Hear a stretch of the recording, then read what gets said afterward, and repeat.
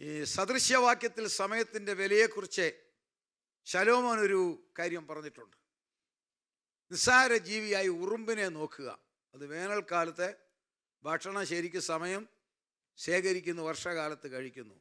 നമ്മൾ സമയത്തെ അറിയേണ്ട നിരവധി കാര്യങ്ങളുണ്ടെങ്കിലും ഏറ്റവും പ്രധാനം ഇന്ന് നമ്മൾ പാടിയതുപോലെ, സജി ബ്രദർ ലീഡ് ചെയ്ത് പാടിയതുപോലെ, നമ്മൾ ഇവിടെ നിൽക്കുന്നത് count down time of rapture. കർത്താവിൻ്റെ വരവിനല്ല നിൽക്കുന്നത്, വരവിൻ്റെ കൗണ്ട് ഡൗൺ തുടങ്ങിക്കഴിഞ്ഞു. ഞാൻ ഒരിക്കൽ കൂടി പറയാം, ഈ തലമുറയിൽ കർത്താവ് വരും. സന്തോഷമുള്ള ദൈവത്തെ സ്തുതിച്ചേ. സകല സംഭവങ്ങളും ഇപ്പോൾ അത് വിവരിക്കുന്നില്ല. വിളിച്ചു പറയുന്ന ഒരൊറ്റ കാര്യമാണ്, ലോകത്തിലെ ഏറ്റവും വലിയ രണ്ടാമത്തെ സംഭവം, ലോക ചരിത്രത്തിലെ ഒന്നാമത്തെ സംഭവം വചനം ജഡമായതെങ്കിൽ രണ്ടാമത്തെ സംഭവം തൻ്റെ കാന്തയെ സ്വീകരിക്കുന്ന വലിയ സന്നാഹമാണ് കേൾക്കുന്നത്. അപ്പോൾ നമ്മൾ സമയം അറിയണം. സമയം എങ്ങനെ അറിയണം? നിരവധി കാര്യങ്ങളുണ്ടെങ്കിലും വളരെ വേഗം പറയട്ടെ. ഫിലിപ്പ്യ ലേഖനം 3:9 പറയുന്നു, ഞാൻ ക്രിസ്തുവിനെ നേടേണ്ടതിനും, ഐ മേ ഗെയിൻ ക്രൈസ്റ്റ്. ഞാൻ ക്രിസ്തുവിനെ നേടേണ്ടതിനും. ഇവിടെ ഇരിക്കുന്നവരെല്ലാവരും രക്ഷിക്കപ്പെട്ട ദൈവമക്കളും സ്വർഗത്തിൽ പൗരത്വമുള്ളവരും കർത്താവിന് വേണ്ടി കാത്തിരിക്കുന്നവരുമാണ്. പിന്നെ ഇനി എന്തുവാ ക്രിസ്തുവിനെ നേടുന്നത്? ഒരു ചിന്ത വരാനില്ലേ? തീർച്ചയായിട്ടും ഉണ്ട്. കാരണം ഏതാണ്ട് 37 സംവത്സരക്കാലം 10,000 മൈൽ കരയിലും കടലിലും കൂടി 3 ഭൂഖണ്ഡങ്ങളിൽ സഞ്ചരിച്ച് സാധാരണക്കാരോടും രാജാക്കന്മാരോടും അധികാരികളോടും ക്രൂശിൻ്റെ വചനം പറഞ്ഞ പൗലോസ്ലീഹ തീർന്നില്ല. ദൈവസഭയ്ക്ക് ഇന്നും വളരെ ബലം നൽകുന്ന 14 ലേഖനങ്ങൾ നൽകിയ പൗലോസ്ലീഹ അതുകൊണ്ടുമായില്ല. ഏറ്റവും വലിയ ദൈവസിംഹാസനത്തിൻ്റെ ഏറ്റവും തൊട്ടടുത്ത് വെളിപ്പെടുത്തപ്പെട്ട സ്ഥലമായ പർദീസയോളം ചെന്ന പൗലോസ്ലീഹ തൻ്റെ 37ാമത്തെ വർഷത്തിൻ്റെ അവസാന ശുശ്രൂഷ തീരുമ്പോൾ പറയുന്നു, ഞാൻ ക്രിസ്തുവിനെ നേടേണ്ടതിനും. അപ്പോൾ നമുക്കും ക്രിസ്തുവിനെ നേടണമല്ലോ. രക്ഷിക്കപ്പെട്ടവരാ, വളരെ ലളിതമായി അമേരിക്കക്കാർക്ക് മനസ്സിലാകുന്ന ഭാഷയിൽ പറയാമല്ലോ. എന്താണ്? ഏതെങ്കിലും ബാങ്കുമായിട്ടോ റിയൽ എസ്റ്റേറ്റ് അല്ലെങ്കിൽ കമ്പനിയുമായിട്ടോ കരാറൊപ്പിട്ട് ഇനീഷ്യൽ പേയ്മെൻറ്റ് കൊടുത്തു കഴിഞ്ഞ ഒരു വീട് നമുക്ക് ലഭിക്കുമ്പോൾ വീടിൻ്റെ കീ നമ്മുടെ കയ്യിൽ ലഭിക്കുന്നു. വീടിൻ്റെ കീ ലഭിച്ചു കഴിയുമ്പോൾ വീട് നമ്മുടെ സ്വന്തമാകുന്നു. നമ്മൾ താമസിക്കുന്നു, ഉപയോഗിക്കുന്നു. സത്യമാണ്. ആ നെയ്ബർഹുഡിലെ ആ സബ് ഡിവിഷനിൽ നമ്മുടെ അഡ്രസ്സായിട്ട് ആ വീട് മാറുന്നു. പക്ഷെങ്കിൽ മോർട്ട്ഗേജ് കൊടുത്തില്ലെങ്കിൽ അറിയാമല്ലോ, സംഗതി തെറ്റും. Praise the Lord. ആ നിശ്ചിത സമയം വരെ മോർട്ട്ഗേജ് കൊടുത്തില്ലെങ്കിൽ സംഗതി തെറ്റും. ഇത് ഇന്ത്യയിലും ഇത് തന്നെയാണ്. അങ്ങനെയാണെങ്കിൽ ക്രിസ്തുവിനെ നേടേണ്ടതിന് ചില മോർട്ട്ഗേജ് കൊടുത്തേ തീരൂ. Praise the Lord. സമയം തക്കത്തിൽ ഉപയോഗിക്കണം. അതിനായി ക്രിസ്തുവിനെ നേടേണ്ടതിന് 2 കാര്യങ്ങളുണ്ട്. 1 ക്രിസ്തുവിനെ നേടുക, 2 ക്രിസ്തുവിന് വേണ്ടി നേടുക. Gain Christ and gain for Christ. ക്രിസ്തുവിനെ നേടുക, ക്രിസ്തുവിന് വേണ്ടി നേടുക. ഈ ലോകം സത്താൻ്റെ സൂപ്പർ മാർക്കറ്റാണ്. ഈ ലോകമാകുന്ന സൂപ്പർ മാർക്കറ്റിൽ മനുഷ്യവർഗത്തിൻ്റെ നിത്യത കളയുന്ന ഉൽപ്പന്നങ്ങൾ, പാപത്തിൻ്റെ റിഡക്ഷൻ സെയിലിൽ ലോകത്തിൽ മനുഷ്യൻ്റെ നിശ്ചിത കളയുന്ന വസ്തുക്കൾ പാപത്തിൻ്റെ റിഡക്ഷൻ സെയിലിൽ ലോകമാകുന്ന സൂപ്പർ മാർക്കറ്റിൽ സാത്താൻ കൊടുക്കുമ്പോൾ, അതേ സൂപ്പർ മാർക്കറ്റിൽ കൃപയുടെ സൗജന്യ ദാനത്തിൽ കൂടി ഏതു മനുഷ്യനെയും ക്രിസ്തുവിൽ നേടുവാൻ സ്വർഗത്തിൻ്റെ കോൺസുലേറ്റായ ഭൂമിയിലെ സഭയിൽ നിന്നുകൊണ്ട് നടത്തുന്ന സകല പ്രേക്ഷിത പ്രവർത്തനങ്ങളും ക്രിസ്തുവിന് വേണ്ടിയുള്ളതാ. ക്രിസ്തുവിന് വേണ്ടിയുള്ളതാ. ക്രിസ്തുവിനെ നേടുക, ക്രിസ്തുവിന് വേണ്ടി. അപ്പോൾ തന്നെ ഇതേ തിന്മ നിറഞ്ഞ ലോകത്തിൽ, ഇതേ ലോകത്തിൽ വിശുദ്ധി നഷ്ടപ്പെടുത്താതെ, വചനത്തിന് കോട്ടം വരുത്താതെ ക്രിസ്തുവിൻ്റെ സ്ഥാനാപതികളായി നിൽക്കുമ്പോൾ നമ്മൾ ക്രിസ്തുവിന് വേണ്ടി നിൽക്കുകയാണ്. ക്രിസ്തുവിൻ്റെ സ്ഥാനാപതികൾ. പൗലോസ്ലീഹയുടെ ഭാഷയിൽ പറഞ്ഞാൽ we are the ambassadors of Christ. അംബാസഡേഴ്സിന് 2 ഐഡൻറ്റിറ്റി ഉണ്ട്. ക്രിസ്തുവിൻ്റെ അംബാസഡേഴ്സിന് ഒരു മനുഷ്യൻ്റെ ഐഡൻറ്റിറ്റി എന്ന് പറയുന്നത്, മനഃശാസ്ത്രത്തിൻ്റെ വെളിച്ചത്തിൽ പറയുന്നത്, identity of a person is strongly related to his profession. ഒരു വ്യക്തിയുടെ ഐഡൻറ്റിറ്റി എന്ന് പറയുന്നത് അദ്ദേഹത്തിൻ്റെ പ്രൊഫഷനുമായിട്ട് ബന്ധപ്പെട്ടതായിരിക്കും. ഞാൻ ഇന്ത്യൻ ഭാഷയിൽ പറയാം, അമേരിക്കക്കാർക്ക് ബാധകമല്ല, എങ്കിലും എല്ലാവരും ഇന്ത്യക്കാരാണല്ലോ. ഇന്ത്യൻ രീതിയിൽ പറഞ്ഞാൽ ഒരു വീട്ടിലെ ഗൃഹനായിക നേഴ്സാണെങ്കിൽ ആ നേഴ്സിൻ്റെ അടുക്കളയായിരിക്കും സൂപ്പർ ക്ലീൻ. മാത്രമല്ല ആ നേഴ്സിൻ്റെ ഫുഡായിരിക്കും സൂപ്പർ സേഫ്. വീട്ടമ്മ നേഴ്സായിരിക്കണം. വീട്ടമ്മ അധ്യാപികയാണെങ്കിൽ കിച്ചണിലോട്ട് പോകരുത്, സിറ്റിംഗ് റൂം ഏറ്റവും നീറ്റായിരിക്കും. വീട്ടമ്മ പാസ്റ്ററുടെ ഭാര്യയാണെങ്കിൽ ഇതൊന്നുമല്ല, കുക്കിങ്ങിൽ 2 സ്തോത്രവും ഒരു ഹല്ലേലൂയയും കേൾക്കാം. എങ്കിൽ പ്രൊഫഷനുമായിട്ട് ബന്ധപ്പെട്ടെങ്കിൽ ക്രിസ്തുവിൻ്റെ സ്ഥാനാപതികൾക്ക് 2 പ്രൊഫഷൻ. ഒന്ന് കൊലോസ്യലേഖനം 3-ാം അധ്യായം 1-ാം വാക്യമാണ്. അമേരിക്കയിലെ ഇന്ത്യൻ അംബാസഡർ ഇവിടെ വന്നാൽ ഇവിടുത്തെ ഈ ചാതുര്യങ്ങളൊക്കെ കാണുന്നെങ്കിലും അദ്ദേഹത്തിന് ഇതൊന്നുമല്ല താല്പര്യം, തൻ്റെ മാതൃരാജ്യമാണ് നമ്പർ 1. Praise the Lord. അങ്ങനെയാണെങ്കിൽ ഹല്ലേലൂയ, എന്താണ് നമ്മുടെ ഒന്നാമത്തെ ഐഡന്റിറ്റി? നമ്മളുടെ ക്രിസ്തുവിനെ നേടുന്നതിൻ്റെ 1 കൊലോസ്യലേഖനം 3-ാം അധ്യായത്തിൻ്റെ 1-ാം വാക്യം. ആകയാൽ നിങ്ങൾ ക്രിസ്തുയേശുവിനോട് ഉയർത്തെഴുന്നേറ്റിരിക്കുന്നുവെങ്കിൽ ക്രിസ്തു ദൈവത്തിൻ്റെ വലത്തുഭാഗത്തിരിക്കുന്നവരുമായ ഉയരത്തിലുള്ളത് അന്വേഷിപ്പീൻ. ഇവിടെ ജീവിക്കുമ്പോൾ, ഈ സന്നാഹങ്ങളുടെ നടുവിൽ കൂടി പോകുമ്പോൾ, ഈ ചാതുര്യങ്ങളുടെ നടുവിൽ കൂടി പോകുമ്പോൾ നമ്മളുടെ ഐഡന്റിറ്റി വെളിപ്പെടുത്തുന്നത് എന്താണെന്നറിയാമോ? നമ്മളുടെ ചിന്ത സ്വർഗീയമായിരിക്കണം. ഈ മനോഹര രാജ്യത്തിൽ വന്നിരിക്കുന്ന ഇന്ത്യയിലെ അമേരിക്കൻ അംബാസഡർ വാഷിങ്ടൺ DC-യിലോ ന്യൂയോർക്കിലോ ആണെങ്കിലും അദ്ദേഹത്തിൻ്റെ ശ്രദ്ധ എവിടെയാ? തൻ്റെ മാതൃരാജ്യവുമായിട്ടാ. ഇതുപോലെയാണ് എൻ്റെയും നിങ്ങളുടെയും മാതൃസ്ഥലം ഏതാണ്? എൻ്റെയും നിങ്ങളുടെയും ഭവനം സ്വർഗമാണെങ്കിൽ ആ ഉയരത്തിലുള്ളത് മനസ്സിൽ ചിന്തിച്ചു കൊണ്ടിരിക്കണം. നമ്പർ 1. രണ്ടാമത്തെ ഐഡന്റിറ്റി ഏറ്റവും പ്രധാനപ്പെട്ട ഐഡന്റിറ്റിയാണ്. രണ്ടാമത്തെ ഐഡന്റിറ്റി, 2 ഐഡന്റിറ്റിയാണ് പ്രധാനം ക്രിസ്തുവിൻ്റെ സ്ഥാനാപതികൾക്ക് ക്രിസ്തുവിനെ നേടുവാൻ. 1 ഉയരത്തിലുള്ളത് അന്വേഷിക്കുക. 2 ഐഡന്റിറ്റി യോഹന്നാന്റെ സുവിശേഷം 17-ാം അധ്യായത്തിൻ്റെ 26-ാം വാക്യത്തിൽ കർത്താവ് ഒരു കാര്യം പറയുന്നുണ്ട്. പിതാവേ, ഒന്ന് വായിക്കാം ആർക്കെങ്കിലും. നീ എന്നെ സ്നേഹിച്ച, യോഹന്നാൻ 17:26. പിതാവേ, നീ എന്നെ സ്നേഹിക്കുന്ന സ്നേഹം അവരിലാകുവാനും ഞാൻ അവരിലാകുവാനും. നോക്കിക്കേ, നീ എന്നെ സ്നേഹിച്ച സ്നേഹം അവരിലാകണം, ഞാൻ അവരിലാകണം. എന്താണ്? നമ്മൾ ഏറ്റവും കൂടുതൽ സ്നേഹിക്കുന്നവർക്ക് നമ്മൾ ഏറ്റവും നല്ലത് കൊടുക്കുന്നു. സ്വാഭാവികമാണല്ലോ. എങ്കിൽ പിതാവ് ഏറ്റവും സ്നേഹിച്ച പുത്രന് കൊടുത്തത് എന്താണ്? കുരിശ്. പിതാവ് പുത്രന് നൽകിയത് കുരിശ്. പുറമേ നോക്കുമ്പോൾ കട്ടത, പക്ഷെ ആ കുരിശിന്റെ തിണർപ്പുകളാണ് ഇതിനകത്തിരിക്കുന്നവരെല്ലാം. ഞാൻ ആ സ്നേഹം അവർക്ക് കൊടുത്തെങ്കിൽ ക്രിസ്തുവിന്റെ സ്ഥാനാപതിയാണോ?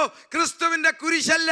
ഒരു ക്രൈസസ് ആണെങ്കിൽ, ഒരു കഷ്ടതയാണെങ്കിൽ ക്രിസ്തുവിന്റെ സ്ഥാനാപതിക്ക് ഈ ഭൂമിയിലെ ഐഡന്റിറ്റി സുഖലോലുപതയല്ല, കഷ്ടത, ക്രൈസസ്, പ്രശ്നങ്ങൾ. പേടിക്കണ്ട, നിന്റെ സ്നേഹം അവരിലാകുവാൻ. അതാണ് ഐഡന്റിറ്റി. ആ 2 ഐഡന്റിറ്റി ഉണ്ടെങ്കിൽ നമ്മൾ ക്രിസ്തുവിനെ നേടണം. നേടുവാണെങ്കിൽ ഞാൻ പറഞ്ഞല്ലോ, മോർട്ട്ഗേജ് കൊടുക്കണം. ഒന്നോ രണ്ടോ കാര്യങ്ങൾ പറഞ്ഞ് ഞാൻ അവസാനിപ്പിക്കട്ടെ. ഒന്നാമത്തെ മോർട്ട്ഗേജ് എന്താണ്? ക്രിസ്തുവിനെ നേടണമെങ്കിൽ എന്താണ്? ക്രിസ്തുവിൻ്റെ ഭാവം നിങ്ങളിൽ ഉണ്ടായിരിക്കട്ടെ. ഫിലിപ്പിയർ 2:5. ക്രിസ്തുവിൻ്റെ ഭാവം. ഇതെല്ലാവർക്കും അറിയാം. താഴ്മയെക്കുറിച്ചായി പറയുന്നത്. പിന്നെ ഇനി എന്തുവാ അതിൻ്റെ വിശദീകരണം എന്നാ? യെസ്, പക്ഷെ അതിൻ്റെ വ്യത്യാസമുണ്ട്. നമ്മളിൽ 3 ഭാവമുണ്ട്, നമ്മളിൽ എല്ലാവരും. 1 നമ്മുടെ ജീൻ, 2 നമ്മുടെ പേഴ്സണാലിറ്റി, 3 നമ്മുടെ എഫിഷ്യൻസി. ഈ 3 ജീൻ എല്ലാവർക്കും. അതിൽ ജീൻ മാതാപിതാക്കളിൽ നിന്നും, ജീൻ കിട്ടുന്നത് മാതാപിതാക്കളിൽ നിന്നും. പേഴ്സണാലിറ്റി കിട്ടുന്നത് നമ്മുടെ സാഹചര്യങ്ങളിൽ നിന്നും. ബാക്ക്ഗ്രൗണ്ട്സ്, പേഴ്സണാലിറ്റി, നമ്മുടെ സർക്കംസ്റ്റൻസ്. എഫിഷ്യൻസി നമ്മുടെ മനസ്സിൻ്റെ പ്രവൃത്തി. ഇത് 3 ക്രിസ്തുവിനും ഉണ്ടായിരുന്നു. ജീൻ ഉണ്ടായിരുന്നു, പേഴ്സണാലിറ്റി ഉണ്ടായിരുന്നു, ഓക്കെ, എഫിഷ്യൻസി ഉണ്ടായിരുന്നു. ക്രിസ്തുവിൻ്റെ ഭാവ, ക്രിസ്തുവിൻ്റെ ജീൻ. പക്ഷെ നമ്മുടെ ജീനല്ല. നമുക്കറിയാം, അവൻ രക്തത്തിൽ നിന്നല്ല, ജഡത്തിൽ നിന്നല്ല, വചനം ജഡമായതാ. പക്ഷേ മനുഷ്യപുത്രൻ എന്ന് കർത്താവ് തന്നെ വെളിപ്പെടുത്തണമെങ്കിൽ ക്രിസ്തുവിലൊരു ജീൻ ഉണ്ടായിരുന്നു. എന്താണ് ആ ജീൻ? വേദപുസ്തകം നമ്മളെ പഠിപ്പിക്കുന്നുണ്ട്. വളരെ വേഗം നമുക്കത് പറയാം. നോക്കിക്കോണം. മത്തായിയുടെ സുവിശേഷം 1:1. അബ്രഹാമിൻ്റെ പുത്രനായ ദാവീദിൻ്റെ പുത്രനായ യേശു ക്രിസ്തുവിൻ്റെ വംശാവലി. എത്ര തലമുറകളെയാണെന്ന് കവർ ചെയ്തുകൊണ്ട് 3 കാര്യം പറയാണ്. അബ്രഹാമിൻ്റെ പുത്രനായ ദാവീദിൻ്റെ പുത്രനായ യേശുവിൻ്റെ വംശാവലി. അത് 17-ാം വാക്യത്തിൽ തെളിച്ചു പറയുന്നു. ഇങ്ങനെ തലമുറകൾ. Praise the Lord. അബ്രഹാം മുതൽ ദാവീദ് വരെ 14, ദാവീദ് മുതൽ ബാബേൽ പ്രവാസത്തോളം 14, ബാബേൽ പ്രവാസം മുതൽ ക്രിസ്തുവോളം 14. എന്താണെന്നറിയാവോ? 3 കണക്ഷൻ. അബ്രഹാം, ദാവീദ്, യേശു. എന്താ? യേശുവിൻ്റെ ജീൻ കാണിക്കുക. അവൻ ആരാ? അതാണ് പൗലോസ് പറയുന്നത്. ദാവീദിൻ്റെ സന്തതിയായി ജനിച്ചു വളർന്ന ക്രിസ്തുവിനെ ഓർത്തുകൊള്ളുക. എന്താണ് യേശുവിൻ്റെ ജീൻ? രാജത്വം. യേശു ജനിച്ചപ്പോൾ പറഞ്ഞു യഹൂദന്മാരുടെ രാജാവേ. യേശു യെരുശലേമിൽ കയറുമ്പോൾ പറയുന്നു സിയോൻ പുത്രിയെ നിന്റെ രാജാവേ. തീർന്നില്ല. യേശു ക്രൂശിൽ കിടന്നപ്പോൾ റോമൻ അധികാരി എഴുതി വച്ചു യഹൂദന്മാരുടെ രാജാവ്. അപ്പോൾ രാജാവിൻ്റെ ജീൻ ഇല്ലേ യേശുവിന്? ആ ജീനുണ്ടെങ്കിൽ ഒരു രാജാവിന് യേശുവിൻ്റെ ഭാവം വരികയാണ്. യേശു ഒരു രാജാവാണെങ്കിൽ ഒരു രാജാവിൻ്റെ 2 രീതി എന്താ? ഒന്ന്, ആരായിരിക്കും തൻ്റെ സുഹൃത്തുക്കൾ, ആരായിരിക്കും തൻ്റെ ഫ്രണ്ട്സ്? രാജകുമാരന്മാർ. തൻ്റെ ബന്ധപ്പെട്ടവരെല്ലാം ആരാണ്? ലോകപ്രകാരം രാജകീയ വംശത്തിൽപ്പെട്ടവരുമായിട്ട് അദ്ദേഹത്തിന് ഡീല് കാണത്തുള്ളൂ. 1. 2, രാജാവ് താമസിക്കേണ്ടത് എവിടെയാണ്? നമ്മളെ കാര്യത്തിലേക്ക് വരികയാണ്. രാജാവ് താമസിക്കേണ്ടത് തലസ്ഥാനമായ ജെറുസലേമിൽ. ശരിയാണോ?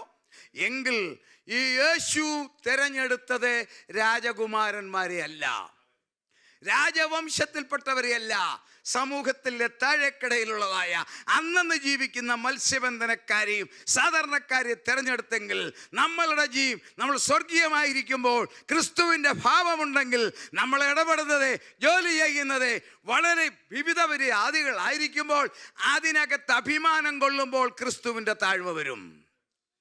ശ്രദ്ധിച്ചോ? 2-ാമത്തെ കാര്യം, ക്രിസ്തു താമസിക്കേണ്ടത് എവിടെയാണ്? ജെറുസലേമിൽ. അദ്ദേഹം തെരഞ്ഞെടുത്തത് ഗലീല.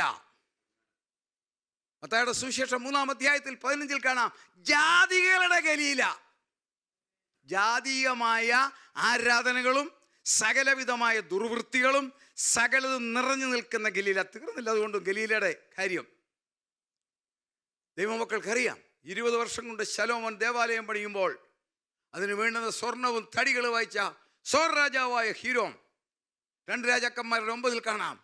അദ്ദേഹത്തിന് ശലോമോൻ പകരം കൊടുക്കുന്നത് 20 പട്ടണമാണ് ഗലീലയിൽ. ഈ പട്ടണം കാണാൻ വന്ന് പുള്ളി എന്നാ പറഞ്ഞറിയാവോ? നിസ്സാരം. കാബൂൾ ചിക്കാഗോക്കാരെ വിളിച്ചുകൊണ്ടുപോയി കേരളത്തിലെ ഒരു കുഗ്രാമത്തിൽ കൊണ്ടാണ്. നിസ്സാരം. ശരിയാണോ? ലോകത്തിലെ ഏറ്റവും വലിയ പട്ടണമായി ചിക്കാഗോയിൽ നിൽക്കുന്ന നിങ്ങളെ കേരളത്തിലെ ഒരു കുഞ്ഞു ടൗണിൽ കൊണ്ടുപോയി ഇവിടെ താമസിക്കാൻ പറഞ്ഞാൽ പറയും, ഇവിടെയാണോ? ഇല്ലേ? നോക്കിക്കേ, ജാതികളുടെ ഗലീല. അവിചാരവും വ്യഭിചാരവും ദുർവൃത്തികളും സകല വിഗ്രഹങ്ങളും ഒന്നിച്ചു നിൽക്കുന്ന ജാതികളുടെ നടുവിൽ യേശു തെരഞ്ഞെടുത്തെങ്കിൽ ഞാനും നിങ്ങളും ക്രിസ്തുവിനെ നേടണമെങ്കിൽ ജോലി ചെയ്യുന്നത്, താമസിക്കുന്നത്, സഞ്ചരിക്കുന്നത്, ഇടപെടുന്നത് ക്രിസ്തുവിന്റെ ഭാവമാണെങ്കിൽ ഉന്നതരല്ല, താഴെ കിടക്കുന്നവരോ പാപികളോ കഷ്ടപ്പെടുന്നവരോ ദുർമാർഗികളാണെങ്കിൽ അതേൽക്കാതെ അതിൻ്റെ നടുവിൽ ക്രിസ്തുവിന്റെ സാക്ഷ്യം. ചെറിയ ജോലിയായിരിക്കാം, ചെറിയ സ്ഥലത്തായിരിക്കാം, നെയ്ബർഹുഡ് മോശമായിരിക്കാം, കമ്പനി ചെറുതായേക്കാം, ഡെസിഗ്നേഷൻ സ്ലോയായേക്കാം. ഭയപ്പെടേണ്ട. ക്രിസ്തു ഗലീലയാണെങ്കിൽ ക്രിസ്തുവിൻ്റെ സാക്ഷ്യം, ക്രിസ്തുവിൻ്റെ ഭാവം. 2, ക്രിസ്തു ഇടപെട്ടത് രാജകുമാരന്മാരോടാണെങ്കിൽ നമ്മളെ അല്ല, സാധാരണക്കാരോടാണെങ്കിൽ നമ്മൾ അപ്രകാരം. 2, ക്രിസ്തുവിൻ്റെ പേഴ്സണാലിറ്റി. ലോകത്തിൽ ആർക്കുമില്ലാത്ത പേഴ്സണാലിറ്റിയാണ് ക്രിസ്തുവിന്. ഒരുത്തർക്കുമില്ല. ലോകത്തിലെ ഒരു മഹാനുമില്ല, ഒരു മഹാനും അവകാശപ്പെടാത്ത ഒരു പേഴ്സണാലിറ്റി ഉണ്ട് ക്രിസ്തുവിനെ. എന്താ? നിങ്ങളിലാർ എന്നെ പാപത്തെക്കുറിച്ച് ബോധം വരുത്തും. ആ പേഴ്സണാലിറ്റി ഉള്ള കർത്താവ് വിശുദ്ധന്മാരെ തേടിയല്ല പോയത്, പാപികളെ തേടിപ്പോയി. ക്രിസ്തുവിൻ്റെ ഭാവം ഉണ്ടാകണമെങ്കിൽ വിശുദ്ധിയിൽ നിൽക്കുമ്പോൾ തന്നെ സത്യമറിയാത്തവരെ, രക്ഷയറിയാത്തവരെ, ആത്മീയ അന്ധകാരത്തിൽ തപ്പിത്തടയുന്നവരെ തേടിപ്പോകുമ്പോൾ, അവരുടെ അടുത്തേക്ക് കൃപയുടെ ഷെൽട്ടറിലേക്ക് ചെല്ലുമ്പോൾ, കൃപയുടെ പരിവേഷത്തിൽ ചെല്ലുമ്പോൾ, ദൈവമക്കളെ, ക്രിസ്തുവിൻ്റെ രണ്ടാമത്തെ ഭാവം. മൂന്നാമത്തെ ഭാവം ക്രിസ്തുവിൻ്റെ കഴിവുകൾ. പ്രകൃതിയുടെ മേലധികാരം, മരണത്തിന് മേലധികാരം, രോഗത്തിന് മേലധികാരം. ഈ അധികാരമെല്ലാം താൻ ഉപയോഗിച്ചത് ആർക്ക് വേണ്ടി? ദൈവരാജ്യത്തിന് വേണ്ടി. എനിക്ക് നിങ്ങൾക്ക് ലഭിച്ചിരിക്കുന്ന ആരോഗ്യം, പണം, കഴിവുകൾ എല്ലാം ക്രിസ്തുവിന് വേണ്ടി ഉപയോഗിക്കുമ്പോൾ ക്രിസ്തുവിൻ്റെ പ്രൈസ് ദി ലോർഡ് ഭാവം. അപ്പോൾ ക്രിസ്തുവിനെ നേടുന്നതിൻ്റെ ഒന്നാം ഭാഗം. രണ്ടാം ഭാഗം കൂടി ഞാൻ വേഗം പറഞ്ഞ് അവസാനിപ്പിക്കട്ടെ. ക്രിസ്തുവിനെ നേടുന്നതിൻ്റെ രണ്ടാമത്തെ ഭാവം, ക്രിസ്തു യേശുവിൽ എന്നെ ജയോത്സവമായി നടത്തുന്ന ദൈവത്തിൻ്റെ സ്തോത്രം. 2 കൊരിന്ത്യർ 2:14. എന്താ? ക്രിസ്തു ലോകത്തെ ജയിച്ചു, ക്രിസ്തു മരണത്തെ ജയിച്ചു. നമ്മളും ജയിക്കാനുള്ളവരാ. ഈസി അല്ല. ലോകത്തെ ജയിക്കുന്നത് ഈസി അല്ല. നേരത്തെ പറഞ്ഞതുപോലെ ഈ ലോകം സാത്താൻ്റെ സൂപ്പർ മാർക്കറ്റ് ആണെങ്കിൽ നിങ്ങളുടെയൊക്കെ വീടുകളിൽ ഓർഡർ ചെയ്യുന്ന സാധനം ഓൺലൈനിൽ വരുന്നുണ്ട്. പക്ഷേ സാത്താൻ ദൈവമക്കൾക്ക് ഒരു ഓർഡറും ചെയ്യേണ്ട, അവൻ ഓൺലൈനിൽ കുറച്ച് സാധനങ്ങൾ അയക്കും. അത് നമ്മളെ കൈപ്പറ്റിയേ തീരൂ, നമ്മുടെ ശരീരത്തിലായതിനാൽ. അത് അവനറിയാം, ബോഡിയിലായതുകൊണ്ട് അത് കൈപ്പറ്റും, റിസീവ് ചെയ്തിരിക്കും.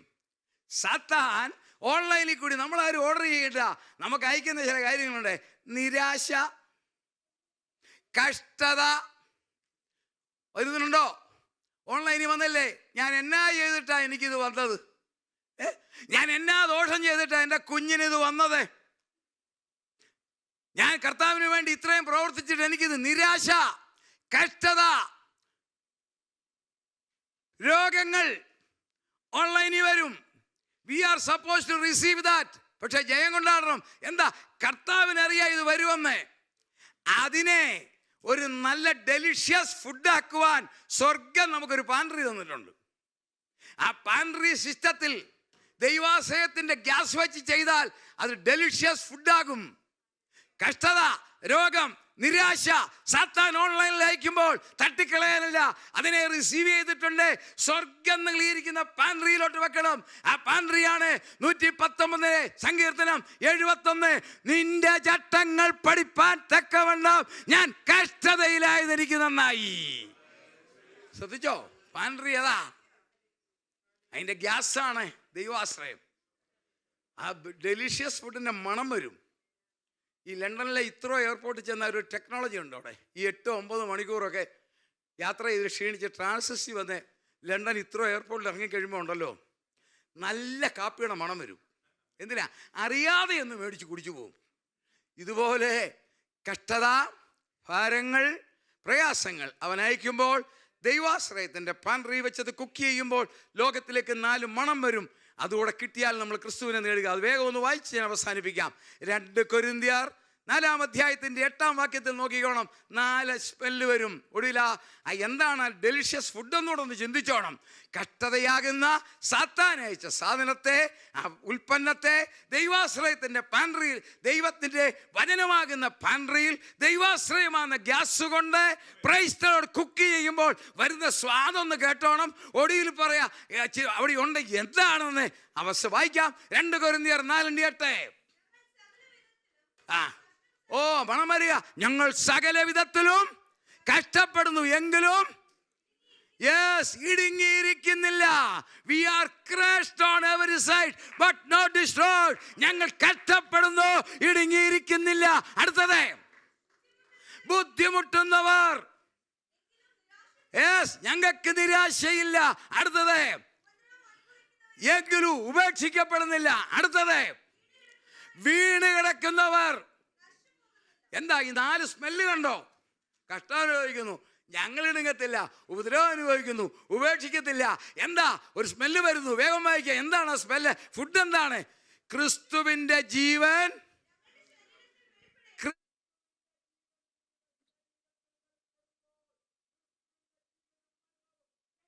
വെളിപ്പെടുമ്പോൾ ക്രിസ്തുവിനെ നേടുന്ന രണ്ടാം ഭാഗം, ക്രിസ്തുവിനെ നേടുന്ന ഒന്നാം ഭാഗം, ഒന്നാമത്തെ മോർഗേജ് ക്രിസ്തുവിൻ്റെ ഭാവം, രണ്ടാമത്തത് ജയോത്സവം നടക്കുക. ഇടയാകട്ടെ. ജൂബിലി നിറവിലായിരിക്കുന്ന സഭയ്ക്ക് എല്ലാവിധമായ ആശംസകളും നേർന്നുകൊണ്ട് എൻ്റെ വാക്കുകളെ ഞാൻ അവസാനിപ്പിക്കുന്നു.